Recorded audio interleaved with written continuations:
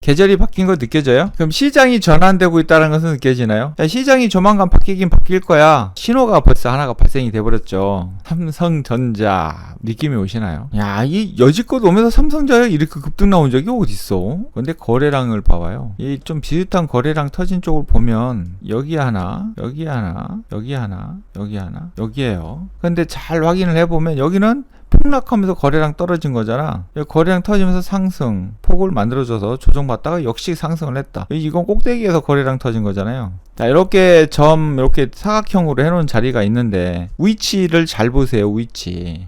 얘가 지금 이걸 장기평선을 4개를 전부 다 먹어버렸어요. 쌈 싸서 그냥 다 먹어버렸네. 이게 이렇게 해서 맛들려버리면 어떻게 돼요? 더 먹는 거죠? 맛있으니까 더 먹는 거야. 더 먹으니까 어떻게 돼요? 형님이 이제 소리 지르는 거야. 아우들한테. 아우들! 나 형이 갈게! 봐봐! 니네들이 여지껏 판쳤잖아. 니들이 감히 형님을 무시를 해? 걔도 내가 대한민국의 1등인데 말이야. 이제 아우들이 아유 형님 맞습니다. 형님이 최고입니다. 죄송합니다. 다른 거 다 패대기가지고 다 일로 다 도망가네. 아유. 그러면 시장을 보는 힌트를 하나 드릴까요? 대장을 잘 봐라.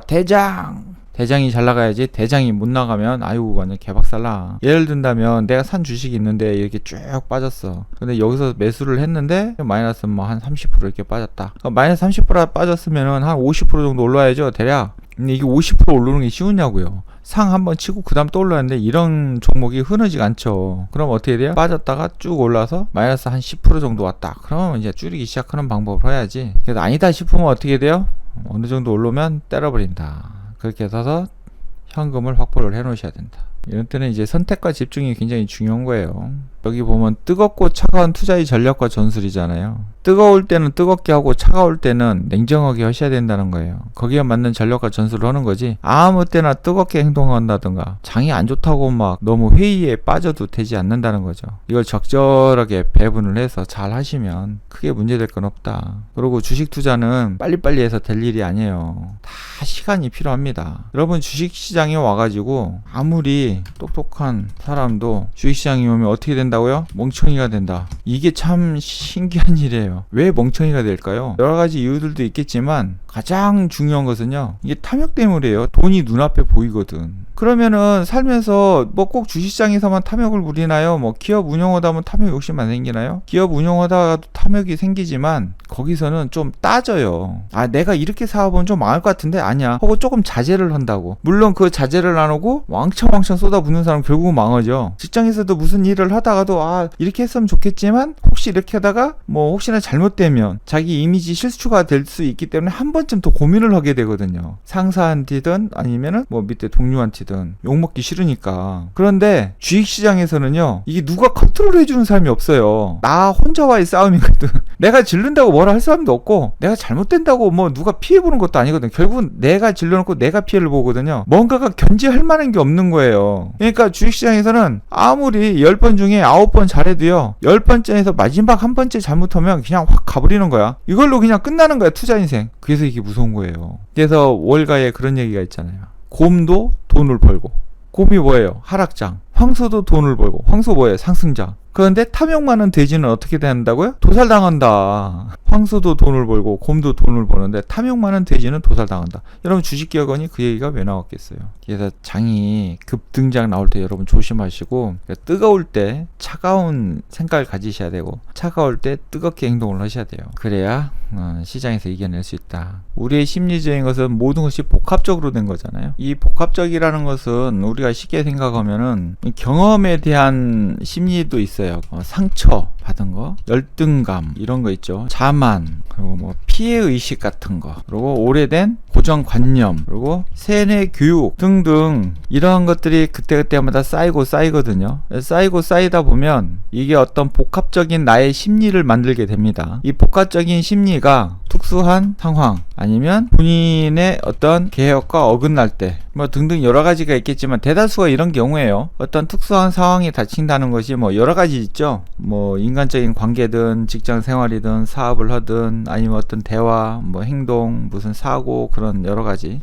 이제 본인이 계획을 세웠는데 그 계획과 어긋냈었을 때 다가오는 어떠한 여러 가지 결과치 그 결과치에 의해서 여러 가지 이제 심리적인 것들이 나타나는데, 근데 이게 언제 가장 크게 드러나냐? 돈 문제가 얽혀 있을 때 가장 잘 드러나요. 결론이 돈으로 연결이 되는 거예요. 왜냐하면 현 시대에서 살아가는데 경제적으로 굉장히 우리 삶에 자리를 많이 차지하고 있기 때문에, 특히 주식시장 같은 경우는 이게 돈이 왔다 갔다 하잖아요. 눈에 보이잖아요. 우리가 카드를 사용을 할 때 카드를 막 무분별하게 사용하게 되는 이유가 뭐냐면 눈에 안 보이기 때문에 그래요. 숫자에 대한 감각이 무뎌져 버리는 거예요. 카드 결제하는데 마이너스 20만원 이렇게 결제되나요? 이렇게 결제 안 돼요. 그냥 20 이렇게 결제됩니다. 이게 사람의 심리에 굉장한 작용을 하거든요. 이 부호가 있는 것과 없는 것이 하늘과 땅 차이예요. 여러분들이 만약에 카드를 결제할 때 마이너스 20만원 결제됐습니다. 마이너스 20 딱 뜨면 심리적으로 벌써 위축감이 와요. 20만원 손해본다는 느낌이 번쩍 드는 거예요. 어떤 소비를 해서 뭔가가 나갔다는 느낌이 확 들거든요. 그런데 마이너스가 없고 그냥 20으로 해버리니까 이게 부호 하나 없는 걸로 인해서 이게 나간 건지, 아니면 내가 그냥 물건을 샀으니까 그냥 당연한 어떤 이치로만 생각을 해요.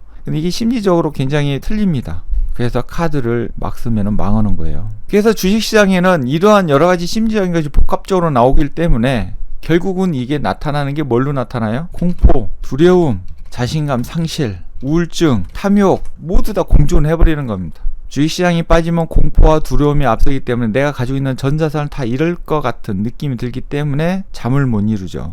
여러분들이 아무리 기술적 분석 백날 해봤자 심리를 컨트롤을 못하고 이걸 터득해서 어느 정도 내가 좌지우지할 수 있는 능력이 발생되지 않으면 여러분들은 주식시장에서 무조건 망하게 돼 있어요. 사람들은 이걸 다 무시를 해버리죠. 여러분, 가치 투자? 심리적으로 굉장한 인내력이 있어야 가치 투자를 합니다. 인내력이 부족한 사람은 가치 투자 할 생각을 하지 마세요. 성장주 투자? 욕심만서 성장주 투자해서 잘못했다가는 탐욕과 욕심을 해서 물려가지고 우울증 걸려. 여러분들이 삼성전자를 이렇게 놓고 아무리 이거 기술적 분석 여기 나와 있는 거 보면 모을 거예요.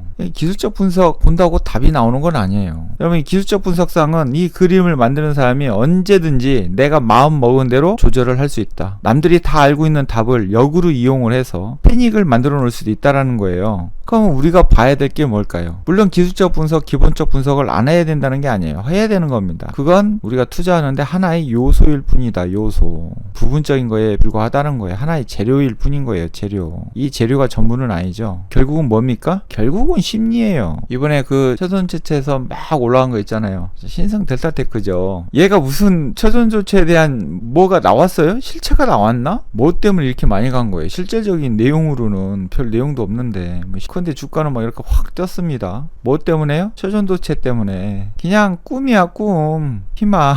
야, 최선조치가 앞으로 되면 대박난데, 야, 엄청난 발견이네. 그럼 얘 대박나는 거 아니야? 그래서 어떤 기대감. 뭐예요? 심리. 사람들이 거기에 대한 거는 심리, 기대감. 경우 우리 주식을 할 때 그러면 가장 봐야 될 게 뭐예요? 얘는 왜 이렇게 그냥 빠질 것 같은데 계속 가는 거야? 도대체 이유가 뭔 거야? 심리예요.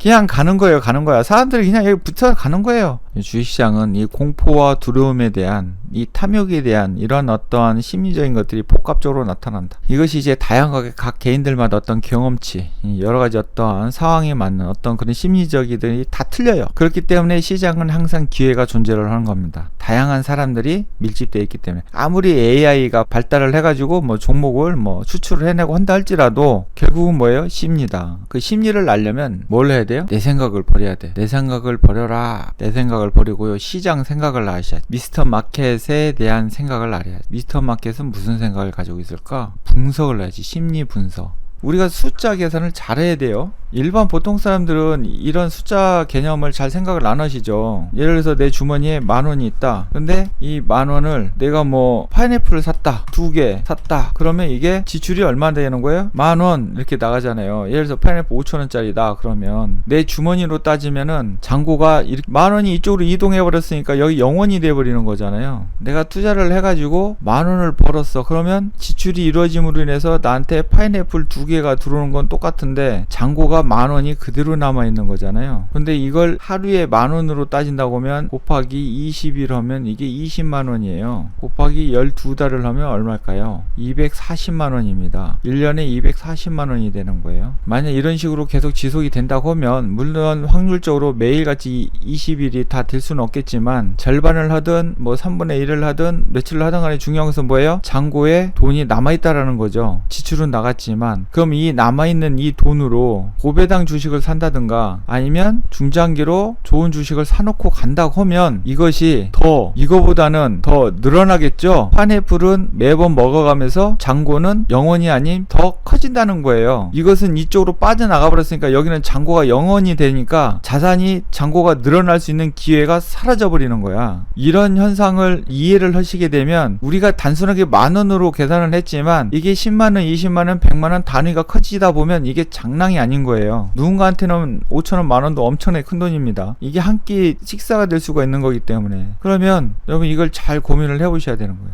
빨리 계좌를 회복하고 싶다. 그러면 이게 쉽지는 않아요. 그런데 빠른 계좌 회복하려면 어쩔 수 없어요. 아픔을 견뎌야 돼. 회사가 어려워 죽겠는데 빨리 회생을 해야 돼. 그럼 뭘 해야 돼요? 구조조정을 해야 되죠. 그래서 우리나라 IMF 때 구조조정했잖아요. 구조조정은 뼈 아픈 거야. 엄청나게 가슴이 아프고 너무나 힘든 거예요. 아니다 싶을 때는 빨리빨리 손절해야 돼. 여러분들이 HT에서 쇼트를 딱 하면 그 수익률 순으로 딱 나오는 게 있을 거야 아마. 근데 수익률 순으로 보는 것도 중요하지만 수익금 위주로 보는 게 좋아요. 수익률은 높아도 수익금이 적으면 아무 의미가 없는 거잖아요. 수익금 위주로 딱 정렬을 하는 겁니다. 왜 수익금으로 해야 되냐면 수익금이 큰 것은 조금 몇 프로만 빠져도 이게 계좌 수익금이 쫙 줄어들어 버리잖아요. 그러면 수익률도 쫙 줄어들잖아요. 아무리 수익률이 200% 300%여도 수익금이 조그맣고 비중이 조금 있는 것들은 별 그렇게 큰 지장 없습니다. 올라갈 때도 아무리 많이 올라가도 비중이 적은 놈이 백날 올라가 봤자 내 계좌가 전체적으로 상향하지를 않아요.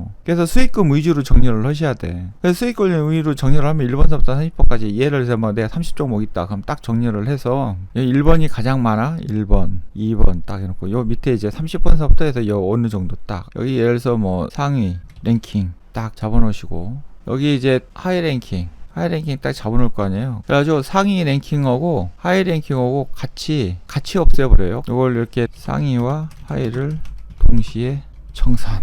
근데 이게 어떻게 하냐면 이게 이제 순위를 잘 정하셔가지고 이게 좀 본전이 되는 한도 내에서 이렇게 하면은 원금을 확보하게 될 겁니다. 이렇게 해도 원금 확보 안 되는 분들은 뭐 어쩔 수 없는 건데 그건 이제 본인들이 비중을 잘 안 지켜서 그런 거예요. 그런데 거의 원금 확보가 될 거예요. 상위 몇 개와 하위 몇 개를 하면 원금 확보가 될 거예요. 그럼 이 원금 확보로 이걸 매매를 해서 이걸로 수익 날 생각을 하셔야 돼. 이게 원금 됐으니까 수익 발생의 원천으로 사용. 재투자용이잖아요. 이게 되면은 원금을 들고 있는 거니까 내 현금을 들고 있는 거잖아요. 이걸로 다시 매매를 하면 되죠. 그래서 이게 수익 발생의 원천으로 활용을 하는 거예요. 그리고 여기 가운데 여기는 시황에 맞추어서 비중 조절 이렇게 하시면 돼요.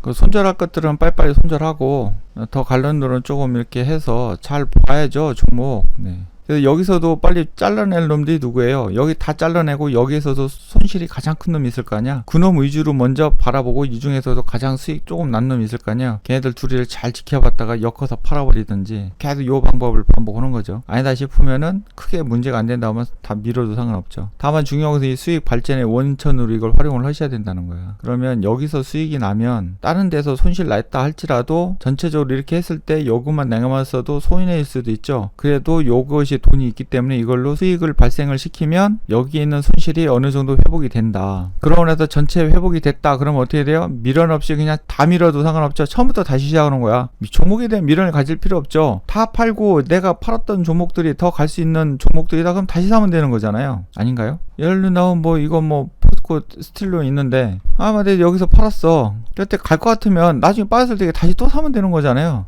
여기서 팔았어. 갈 것 같아. 그럼 여기서 다시 사면 되잖아요. 진짜 갈 것 같으면. 대신 비중을 좀 어겼다 그러면 비중을 잘 맞춰서 다시 사면 되는 거잖아요. 그죠? 여기서 팔았어도 다시 갈 것 같으면 이런 데 다시 사도 되는 거잖아요. 언제든지 살 수 있는 기회는 있는 거야. 그 종목에 대해서. 굳이 뭐 꼭 이걸 그냥 막 들고선 할 필요 없다라는 거예요. 그렇게 하면은 이게 빨리빨리 회복이 된다. 그러니까 이런 구조 조정을 해야 돼요. 아니다 싶은 것들은 빨리빨리 그냥 버려버려. 버려야 돼. 이렇게 수익금 위주로 정리를 해가. 주식은 언제든지 살 수 있는 기회들이 있기 때문에 시장은 항상 매수할 종목들이 넘치기 때문에 그냥 미련 가질 필요가 없어요. 그리고 종목을 오래 들고 있으면 정들어 가지고 이게 쉽게 헤어지기가 힘들어. 나중에 그냥 같이 한 몸이 돼. 걔가 나를 계속 아프게도 하는데도 그냥 계속 그놈이 정 때문에 그냥 있는 거야. 어쩔 수 없지 뭐 이러고 말아요.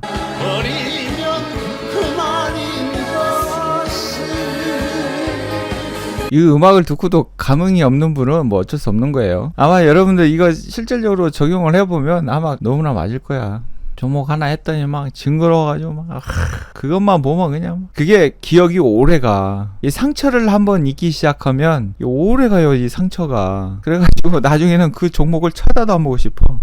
상처가 그렇게 무서운 거예요. 이 깊은 상처는 결국은 내 마음에 우울증이 온다. 여러분 그런 경우 많죠. 내 주식을 샀는데 계속 빠져. 나중에는 막 포기는 하지만 걔도 기분이 안 좋죠. 이게 뭐 술 먹어서 해결될 일도 아니고 누구한테 얘기해서 될 일도 아니고 제발 원금만. 근데 원금이 오나 왔어도 또 안 팔아. 와도 안 팔아. 아유 다 똑같아요. 사람은 다 똑같아. 결국은 결론은 탐욕이야. 탐욕 때문에 이렇게 생긴 거지. 뭐 탐욕만 아니었으면 우리가 투자를 할 때 이렇게 딱딱 다 맞춰서 팔면 얼마나 좋겠습니까? 엄청난 큰 부자겠죠, 그죠? 시장은 이렇게 항상 이렇게 들락달락 합니다. 우리가 이렇게 보면은 일봉을 봐도 왔다 갔다 하고요. 주봉을 봐도 이렇게 왔다 갔다 하고, 월봉상으로는 여기서 요만큼 굉장히 작아 보이지만 일봉상으로는 굉장히 엄청나게 큰 거죠. 시장은 불규칙적이죠. 변동성이 존재하는 이유는 시장이 불규칙하기 때문에 변동성이 존재하는 거예요. 이걸 인지를 하고 계셔야 돼요. 이걸 인지를 안 하고 주식 투자를 하게 되면 어떻게 된다고요? 망한다. 근데 이걸 인지를 못 하시는 분들이 상당수 계시는 것 같아. 왜 모든 종목이 올라갈 거라고만 생각을 하죠? 그거 이해가 안 가. 당연히 상승을 하면 당연히 떨어지는 거 아니에요? 에코프로비엠은 여기서 여기까지 가는데 뭐 쭉쭉쭉쭉쭉 상승하면서 갔나요? 일직선으로 뭐 그냥 쉬지 않고 이렇게 갔습니까? 이렇게 가는 주식은 단 하나도 없어요. 단 하나도 없습니다. 삼성전자가 그냥 일직선으로 뭐 쉬지 않고 그냥 쭉 이렇게 갔나요? 갔다가 빠졌다가 시장이 변동성을 하면서 가잖아요. 불확실성이 있기 때문에 기업에 대한 불확실성, 세상의 어떤 경제적인 거에 대한 불확실성, 여러 가지 종합적인 것들이 쭉 다 되면서 이런 변동이 생기는 거예요. 그러면 우리가 여기서 아이디어를 얻어야죠. 욕심과 탐욕을 부릴 일이 아니라 뭔가가 좀 과하다 싶을 때는 좀 조심하는 게 좋은 거고, 뭔가가 좀 너무나 극단적이고 안 좋다 했을 때는 좀 관심을 가질 필요가 있는 거예요. 그런데 여기서 이렇게 상승했을 때 이거에 대해서 꿈과 희망만 가지고 진입하는 것들도 이런 데서 진입해가지고 빠지면은 힘들어서 죽으려고 그러죠. 중요한 것은 뭐냐? 변동성이라는 것이 존재를 한다는 것을 우리가 이걸 인식을 한다고 하면 변동성이 가장 많이 적용이 될 부분이 어딘가. 결국은 변동성은 뭘 수반을 하는 거예요? 위험성을 내포하고 있는 거 아닙니까? 그런데 이건 생각은 안 하시는 것 같아. 투자하시는 분들 위험에 대해서는 전혀 인식을 안 하고 오로지 수익만 생각을 하시는 것 같아. 그러니까 막 쫓아가서 사는 거죠. 막 쫓아가서 사는 거야. 꼭대기에서 막 좋다고 하니까 막 지금 아니면 날 떼놓고 갈 것 같은 이런 데서 질르라 할 때는 안 질러요. 이런 데서 막 질러. 그리고 이런 데서 사서 이익 내는 분들도 많이 갔으면 수익을 실현을 해야지. 수익 실현 안 하고 빠지면 죽네 사네. 삼성전자도 사놓고도 지금 곡소리 나는 사람들 많죠. 이런 데서 매수하신 분들 막 지금 힘들어가지고 막 아직도 본전 안 되고 이런 데서 막 사가지고 빠질 때 힘들었다가 들어오니까 더 가는 거 아니야? 욕심을 해서 안 팔고 또 들어오면 힘들어하고. 샀었을 때는 분명히 이유가 있어서 샀었을 거고, 이 이유가 정확하게 타당을 해야 내가 이렇게 빠지는 것도 견딜 수가 있는 거고 변동성을 이겨낼 수 있는 거죠. 타당성이 부족하면 여러분 이건 진짜 매일매일이 지옥이야. 그러면 내가 만약에 정확한 타당성을 가지고 매수를 했다 하면 변동성도 이겨낼 준비도 해야 되는 거고, 준비가 됐으면은 이겨내는 거고, 준비가 안 됐으면 손절을 하든지 뭘 하든지 비중을 줄이든지 뭘 액션을 취해야 되는데, 그러니까 계획이 없는 거예요. 계획이. 여러분 우리가 이게 시장이 불규칙하고 변동성이 존재하기 때문에, 특히 위험성을 내포하기 때문에요, 매매는 계획이 필요한 거예요. 단기 매매를 하든 중기 매매를 하든 장기 매매를 하든. 그리고 이러한 어떤 변동이 생긴 거에 대한 어떻게 대처를 할 건가. 그래서 여기에 대한 대처 방안이 나오는 거예요. 계획을 세우는 이유가 뭐예요? 대처에 대한 방안을 세우기 위한 거죠. 여러분 우리가 살면서 어떤 목표를 세우잖아요. 목표를 세울 때 단순히 그냥 목표만 세워요? 거기에 대한 계획을 세우잖아요. 어떻게 할 건가. 다 똑같은 본 본질이에요. 예를 들어서 내가 한 달에 내 투자금이 1억 원이 있는데 이걸로 난 한 달에 한 5%만 벌자. 한 달에 1억 원 가지고 100%를 벌자. 이러면은 이게 물론 가능해요. 가능하지만 이건 진짜 황당한 계획이죠. 이렇게 한 달에 100%씩 1억 투자하죠. 이렇게 버는 사람이면요. 전 세계 지구상에서 가장 큰 부자가 될 겁니다. 가장 큰 부자. 어느 누구도 못 쫓아오는 1등, 1위. 그런데 이게 가능할까요? 이런 건 불가능한 겁니다. 우리 주식 투자하면서 이런 황당무계한 이런 계획들을 세우는 사람들이 상당히 많아요. 개념이 없어서 그런 거예요. 수익률에 대한 개념이 없는 거야. 수익률에 대한 개념, 시장에 대한 어떤 그런 개념적인 숫자의 개념이 전혀 없으니까 나는 한 달에 30% 벌 거야. 여러분 한 달에 30% 버는 게 쉬운 줄 아세요? 1년에 30% 벌어도요 어마어마한 실력자입니다. 엄청난 거예요. 전 세계에서 트레이더 중에 가장 유명하다는 사람이 리처드 데니스라는 사람인데 이 사람이 19년 동안 연평균 수익률이 120%예요. 그럼 여러분은 한 달에 5%씩만 수익 난다는 목표를 잡아도 1년에 60%입니다. 그냥 단순 계산으로 1년에 60%면 어디에 해당하는 줄 아세요? 에드 세이코타에 해당하는 이 사람하고 비슷한 거예요. 30년 동안 연평균 60%예요. 엄청난 거죠? 이 사람 유명합니다. 여러분이 잘 아는 조엘 글리브란트, 윌리엄 오일, 여기 짐 노조스 이런 사람들이 연평균 38% 40%씩이에요. 그러면 38%면은 1년 기준으로 따져서 그냥 연평균이니까요. 그러면은 일률 평균적으로 따진다고 하면은 그냥 40%만 따지더라도 1년에 12달이니까 4%씩만 따져도 42%잖아요. 12달이니까. 그러면 한 달에 불과 몇 프로씩 내는 거예요? 한 달에 3%에서 4% 정도 내는 거예요. 한 달에 평균 3, 4% 수익률이에요. 이렇게 해서 유능한 대가들이 된 겁니다. 여러분들 아는 워렌 버핏이 54년 동안 연평균 수익률이 23%예요. 23%면은 1년에 12달이니까 2%꼴 해야 24%인 거야. 한 달에 2%예요. 수익률이. 한 달에 2%씩 수익 나가지고 54년 동안 투자하면 워렌 버핏하고 맞먹는 실력인 거야. 이런 개념을 모르는 거예요. 여러분들은. 그러니까 욕심과 탐욕이 많아가지고 10%, 20%,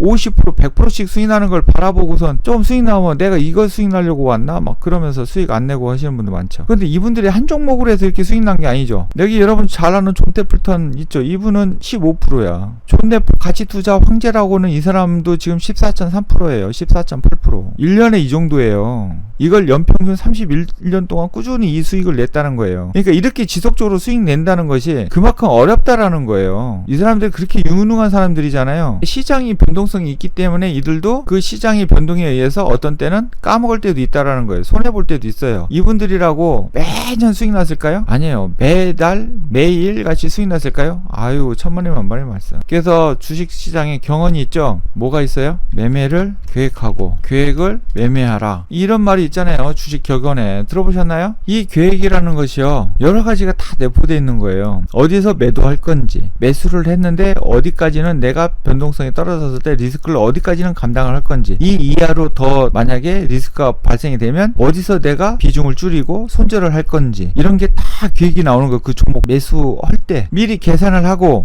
얘가 여기서 빠질 것 같다, 이게 더 갈 것 같다, 그럼 지금 조금만 가보자. 그래서 계산하면 계획을 세우다 보면 비중도 계획이 나오게 되는 거고, 리스크에 대한 것들도 계획이 나오니까 그 계획대로 움직이는 거예요. 때로는 그 계획대로 했는데 때로는 나를 비웃고 다시 상승할 수도 있어요. 하지만 그렇게 해서 내가 손실을 봤다 할지라도 그 사람은 나중에 승리합니다. 왜? 계획대로 했으니까. 매번 그렇게 계획대로 원칙대로 행동을 하다 보면 나중에 큰 수익을 얻게 됩니다. 그 사람은 원칙을 정해놓고 하는 거기 때문에 결단코 시장에서 퇴출이 안 돼요. 그런데 계획을 해놓지 않고선 하는 사람은 이게 힘들어지죠. 맨날 그때그때 상황에 맞춰서 하는 현상들이 벌어지는 거죠. 투자할 때 이게 굉장히 중요해요. 여러 가지들을 잘 생각을 해야 돼요. 이분들이 어떤 투자했었을 때 우리는 일반 보통 사람들이라 돈을 싸놓고 사는 사람들이 아니잖아요.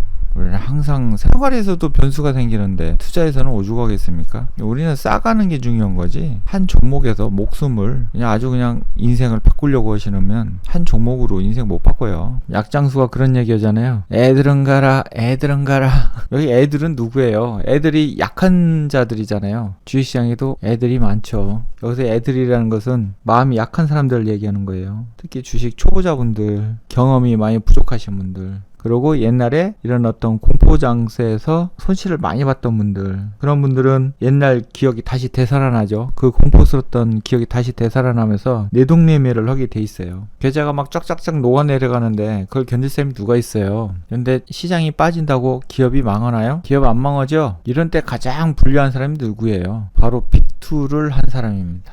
비트원 사람은 지금 잠이 안 와. 신용이 25조까지 갔다가요 15조까지 내려왔다가 이게 다시 20조에서 올라왔어요. 2월 달서부터 시작해가지고 약 7개월 동안 5조가량이 늘어났습니다. 이게 신용으로 쓴 것이 5조지 스탁론 쓴 거, 신용카드 대출 받아서 쓴 거, 담보대출, 그리고 본인 개인 신용으로 쓴 신용대출, 이건 주식 대출로만 따진 거예요. 여러 가지 따지면은 곱하기 3, 그럼 한 15조 정도가 시장에 들어왔다고 봐야 돼요. 항상 곱하기 2, 3 정도 따져야 돼요. 그러니까 이 7개월 동안 15조가 들어왔으면 어마어마하게 들어온 거죠. 이거 나중에 요 밑에 15조 깨가지고요 여기 12조 13조까지 들어와야 돼. 근데 그냥 빠지진 않죠. 반등은 한번 나온다. 급락하면 급등이 나온다. 당연히 기술적 반등 나오겠죠.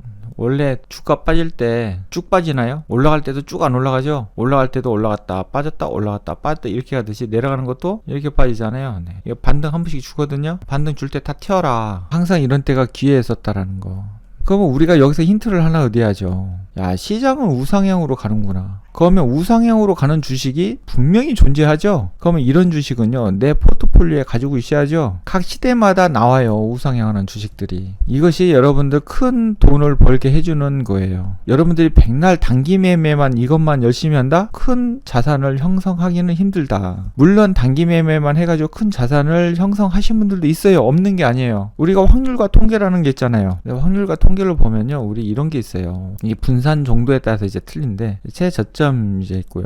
요 꼬리 부분에 해당하는 부분들도 통계상으로 존재한다고요. 세상은 이 꼬리 부분이 전체인 것 마냥 해서 광고를 합니다. 그래서 사람들이 훅 많이 넘어가죠. 근데 확률과 통계는요 극단적인 것들이 나와요. 남극과 북극이 존재하듯이요 극과 극이 존재해요. 이게 본질인 거예요. 세상 만물의 이치는 똑같아요. 어떤 것이 굉장히 좋은 것이 있으면 굉장히 최악인 경우도 있어요. 그러면은 중간 단계도 있죠. 그래서 우리가 보통 확률과 통계치를 볼 때 통계치가 중간 단계에 있는 것이 보편적인 거니까 이것을 좀 따르려고 하는 거죠. 로또 복권이 당첨되기 굉장히 힘들잖아요. 하지만 당첨되는 사람이 있죠. 없는 게 아니에요. 그게 내가 될는지 아니면 우리 옆집 순이 엄마가 될는지는 모를 뿐인 거지 확률은 존재한다는 거예요. 그게 통계로 나오니까. 다만 그 확률이 작을 뿐인 거지 존재하지 않는 건 아니에요. 세상에는 다 존재합니다. 어떤 상황이든 간에 다 존재하게 돼 있어요. 모든 게 존재합니다. 예전에 그런 얘기하는 사람이 있어요. 우리가 담배를 피면 보편적인 걸로 따져본다고 하면 건강에 안 좋죠. 담배 피면 폐암 걸릴 확률이 높은 겁니다. 그거 통계와 확률적으로 나와 있는 거예요. 그런데 어떤 사람들 담배 피는 사람들 중에 이렇게 얘기하는 사람이 있어요. 야, 담배 피워도 80, 90까지 사는 사람이 있더라. 없나요? 있어요. 확률로. 그렇게 하는 사람은 극단적인 사람들이 나오는 사람이 있습니다. 근데 담배 펴서 80, 90까지 사는 사람도 있지만 담배 펴서 10년 안에 폐암 걸려서 죽는 사람도 있어요. 왜 그건 안 따지냐는 거지. 자기가 유리한 쪽으로만 생각을 하는 겁니다. 그 중간 단계 보편적으로는 폐암 걸릴 확률이 높은 거예요.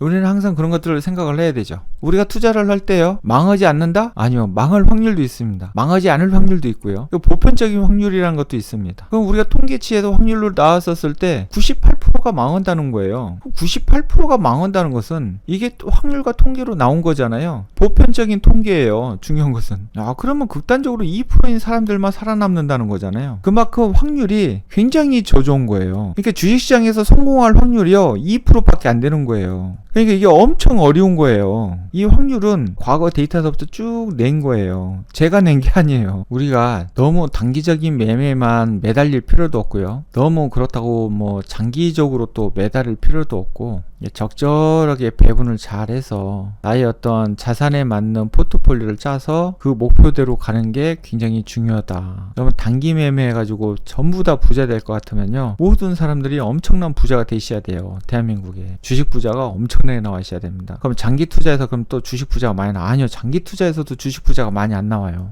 나오는 사람도 있죠.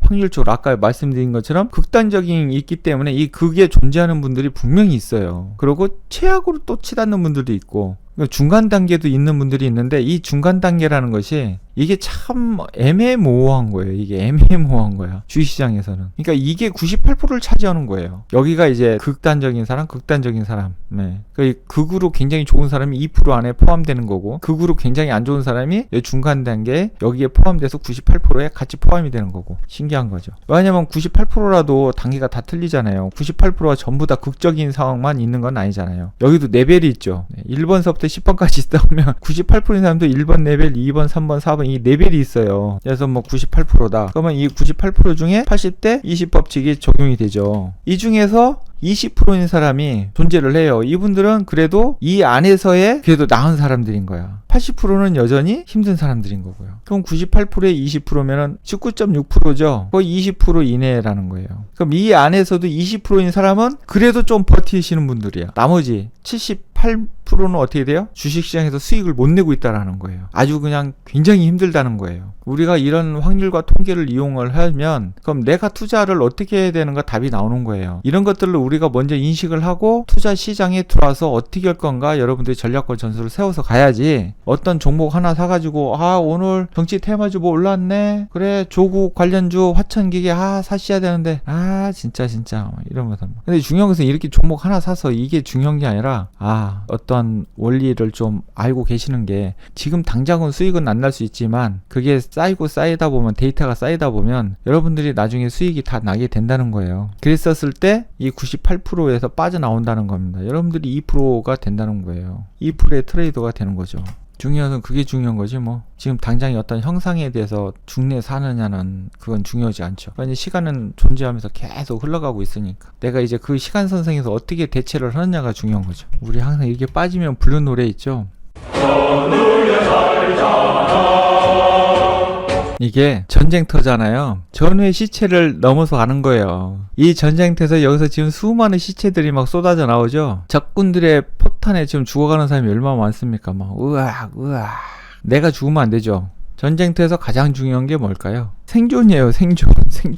살아남은 게 승리하는 거예요. 적군을 몇 명 무찌르느냐가 중요한 게 아니야. 시장에서요, 일단은 살아남는 게 중요한 거예요. 안 그러면 다른 전우들이 내 시체를 밟고 넘어간다니까요. 나는 죽었어. 의미 없어. 다른 전우들이 아무리 잘 가면 뭐해. 의미 없는 거죠. 시장에서는 생존의 전략을 짜야지. 여기서 적군을 무찌르는 거 우리가 뭐예요? 수익을 많이 나는 거죠. 내가 수익을 난다는 것은 누군가가 상대방이 손실을 봐야 되는 거잖아요. 그러니까 상대방이 손실을 본다는 것은 내가 적군을 그만큼 많이 죽여버린 거야. 결국은 그게 내가 수익을 많이 내려고 그런 거잖아요. 그런데 적군은 나를 안 죽이려고 그러나요? 적군 죽이는 거에만 신경 써가지고 하다 보면 내 방어를 못 하게 되면 나는 누군가한테 공격을 받게 되죠. 치열한 전쟁터인데 어디서 총알이 날라올지 알아. 거기에다 정신 팔려면 여러분들 그냥 총알 맞아서 죽는 거예요. 한순간에 어디서 폭탄이 떨어질지도 모르는 거고. 그러면 끝나는 거죠. 우리 시장이 폭락할 때 이 노래가 굉장히 우리한테 의미심장한 거예요. 야, 아주 그냥 전쟁 치열하네요. 우리 시장이 바로 이런 전쟁터입니다.